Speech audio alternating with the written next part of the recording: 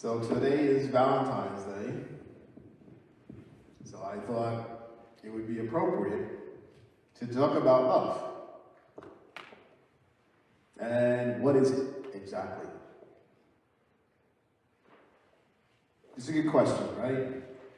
We see love in the movies, in magazines, now on websites. People tell you how you should love, what love look like, what you should look for in love, all these different ideas. And we watch our romantic comedies and all those type of things, and the same kind of story usually plays out. Or we watch something more refined, like Shakespeare. But the story is still the same, right? We're talking about this romantic kind of love. That's what Valentine's Day is about, isn't it? Romanticism, flowers. You probably can't find a flower anywhere in this city right now, because there are men running all over the place buying flowers at the last minute for their significant others. And some people are rolling their eyes because they didn't get any flowers. But the reality is, that's what it is. We buy chocolates, we buy flowers. Why? Because we're trying to express love in some way. In the Bible, and actually in the Greek language, there's a couple of different words for love. Now when we say love, we just use it for everything. I love baseball. I love hot dogs. I love my wife. I love my dog. It's the same word, right? I love ice cream. Whatever it is, we just use the same word. But in Greek, it's a little different.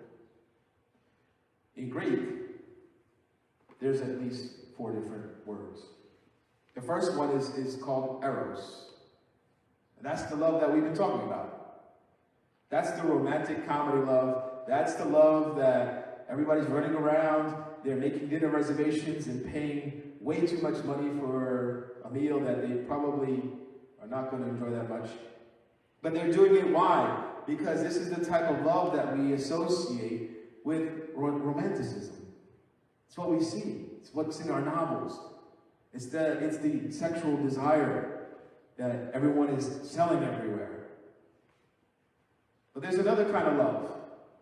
And we know this because even though we use the same word all the time, we realize this. We have a word called storge, which is the word that describes a love of a brother and sister, a cousin, a family member. It's a love that we understand if we've ever been in a family. It's very different. Then there's phileo, which is descriptive of a friendship or a fondness toward a person or even an object. It's something that you enjoy, or somebody you enjoy being around. It's like your best friend. They're not really family.